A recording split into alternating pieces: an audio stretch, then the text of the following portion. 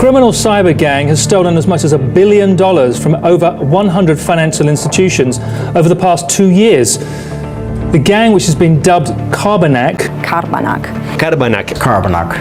The authors of the report call it the great bank robbery of the modern era. Their ultimate goal was to steal as much money as possible, and they largely accomplished that. Rússia. No meio da noite, um dos funcionários da Kaspersky Labs é chamado ao telefone. Na linha, um funcionário bancário de um dos maiores bancos russos estava tão paranoico que ele nem queria revelar o que estava acontecendo. Ele temia que seu telefone estivesse grampeado e seus e-mails hackeados, e insistiu em uma reunião pessoal o mais rápido possível. O controlador de domínio é o servidor mais importante de qualquer empresa, e se você tiver acesso ao controlador, terá controle sobre tudo mais naquela rede. Isso significa que quem puser as mãos nesse servidor pode fazer o que quiser, desde olhar os arquivos e comunicações das pessoas até manipular as configurações e permissões de acesso, adicionar e remover fundo de contas e até mesmo enviar milhões de dólares através do sistema bancário. Portanto, se este servidor está fazendo coisas que ninguém sabe, o banco provavelmente tem um grande problema. Atônicos com o fato de alguém ter invadido o controlador de domínio de um banco que vale milhões de dólares, os funcionários da Kaspersky começaram a trabalhar. Eles analisaram cada rede, telefone e computador conectados à rede bancária interna. Inicialmente, eles não encontraram nada suspeito. No entanto, alguns dos computadores tinham software de compartilhamento de tela VNC instalado, e ao questionarem o banco sobre isso, descobriram que jamais ninguém o instalou. Um dos especialistas da Kaspersky então pensou que alguém deveria estar espionando os funcionários do banco por algum motivo. Para testar sua teoria, ele abriu um documento em branco do Word. Em um dos computadores escreveu "Olá". Então esperou até que o computador começou a digitar sozinho. De repente, "Olá, vocês não nos pegarão", foi a resposta. Os especialistas estavam determinados a capturar os hackers misteriosos e continuar a tentar descobrir como enfim eles conseguiram assumir o controle de algo tão importante quanto o controlador de domínio. Eles descobriram que um funcionário do banco havia recebido um e-mail de alguém que afirmava ser um cliente legítimo. No entanto, esse e-mail era completamente falso, pois continha um documento do Word malicioso anexado a ele. Os hackers haviam infectado o arquivo com seu malware e assim que o funcionário do banco abriu este documento, o malware se ativou e instalou um backdoor do VNC no computador. Isto é conhecido como um ataque de phishing, ou mais especificamente, um ataque de spear phishing. Nesse tipo de ataque, os hackers tentam parecer o mais verdadeiro possível, criando e-mails que imitam pessoas ou empresas reais. Esses e-mails geralmente têm um arquivo infectado anexado a eles, que podem ser qualquer coisa, desde um documento do Word, Excel, PowerPoint, ou em alguns casos até mesmo arquivos de imagem ou vídeo. Uma vez que eles infectaram com sucesso um computador, os hackers agora podem assistir e controlar remotamente a máquina. Os atacantes então usam esse computador infectado para infectar o restante das máquinas conectadas à rede e procurar pelo computador do administrador. É aqui que começa a próxima fase do ataque. Eles travam o computador do administrador, executando o máximo possível de programas em segundo plano, na esperança de que um dos funcionários do banco eventualmente entre em contato com o suporte de TI para consertar o PC. E isso é exatamente o que aconteceu. Assim que o suporte de TI chegou, eles inseriram as senhas de administrador e tentaram resolver os problemas no computador. No entanto, sem que eles soubessem, eles não consertaram nada. Em vez disso, comprometeram toda a segurança do banco.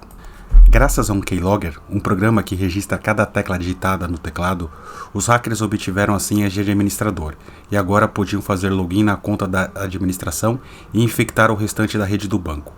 Os hackers agora tinham acesso a absolutamente tudo. E é aqui que começou a terceira fase. Eles espionavam os funcionários por meses, até saberem como eles operavam e quais protocolos eles seguiam. Eram basicamente um funcionário fantasma, observando e registrando silenciosamente tudo o que o banco fazia. Uma vez que conheciam todos os protocolos seguidos pelos funcionários do banco, o roubo começou. Primeiro, eles se passavam por altos funcionários bancários e enviavam manualmente quantias enormes de dinheiro para suas contas por meio do sistema bancário internacional, conhecido como SWIFT. Em segundo lugar, eles utilizavam o sistema de pagamento eletrônico do banco para enviar dinheiro para suas contas, que por sua vez enviavam o dinheiro para outras contas localizadas principalmente na China e nos Estados Unidos. Essas contas então eram esvaziadas pelos comparsas do grupo, conhecidos como mulas de dinheiro. O próximo método era semelhante ao que se vê em filmes de Hollywood. Como os hackers tinham acesso a toda a rede interna do banco, eles podiam controlar remotamente os caixas eletrônicos e fazê-los liberar dinheiro sempre que desejassem. Esses caixas eletrônicos geralmente estavam em lugares remotos, e o dinheiro era coletado novamente pelas mulas de dinheiro. Esses métodos eram bastante surpreendentes, mas foi o último procedimento que foi mais interessante. Eles pegavam contas com pequenas quantias de dinheiro, inflavam essas quantias e em seguida embolsavam a diferença. No entanto, foi aí que eles cometeram um grande erro. Pela primeira vez, eles acidentalmente inflaram a conta de um idoso russo, que tinha apenas 34 rublos em sua conta. Quando ele foi dormir na manhã seguinte, ele tinha mais de 10 milhões de rublos na mesma conta. Felizmente para os hackers, o banco pensou que havia cometido um erro e nenhuma investigação foi iniciada.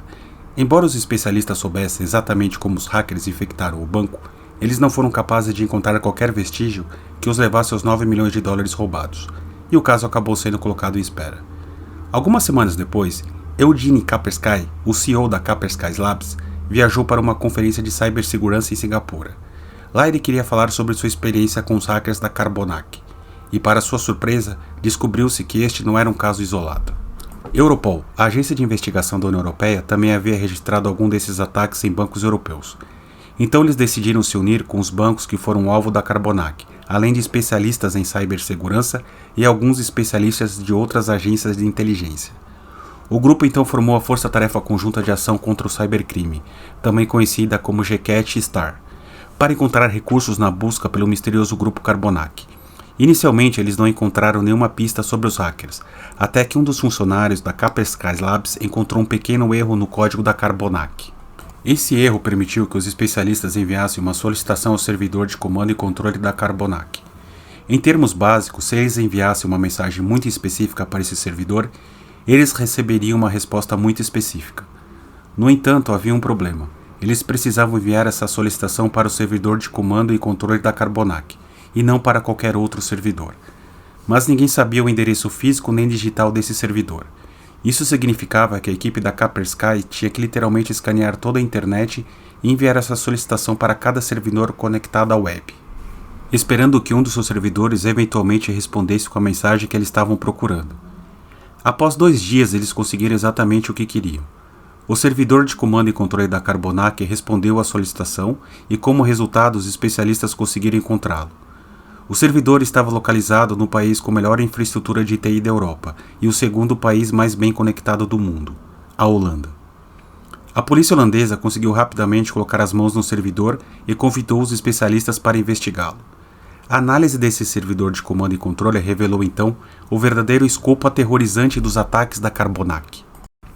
Eles não estavam apenas mirando bancos da Europa e da Rússia, mas em quase todos os países do mundo, desde China, Bangladesh, Índia e outros países asiáticos, até a África e os Estados Unidos. The U.S. is under cyber attack as federal officials warn that a likely Russian-based hack has penetrated deep into U.S. national security infrastructure.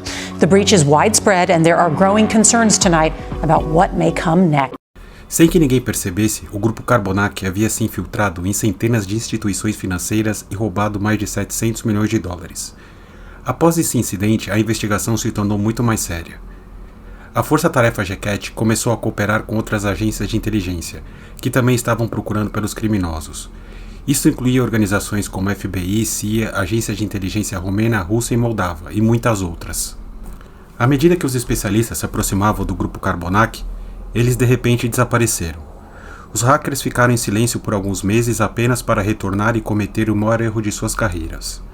Taiwan, 2016. O grupo de cybercrime estava de volta aos negócios como de costume. Mas 2 dos Money Mules eram inexperientes e causaram um problema enorme para o grupo Carbonac. Enquanto eles estavam retirando dinheiro de alguns caixas eletrônicos hackeados, um dos residentes taiwaneses local, sem suspeitar de nada, se aproximou do banco para também sacar dinheiro. Conforme o residente se aproximava, os 2 Money Mules ficaram tão nervosos que saíram o mais rápido possível e esqueceram o montante de 60 mil dólares no caixa eletrônico. Surpreso com o comportamento estranho dos 2 homens, combinado com o fato de terem deixado uma quantia considerável de dinheiro para trás, o residente decidiu alertar a polícia.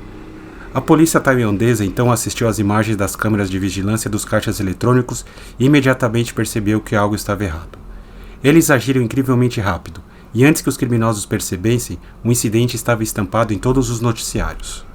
that the first bank reported that over 70 million NT dollars was withdrawn illegally. The withdrawals were made in both Taipei and Taichung across 34 ATMs and...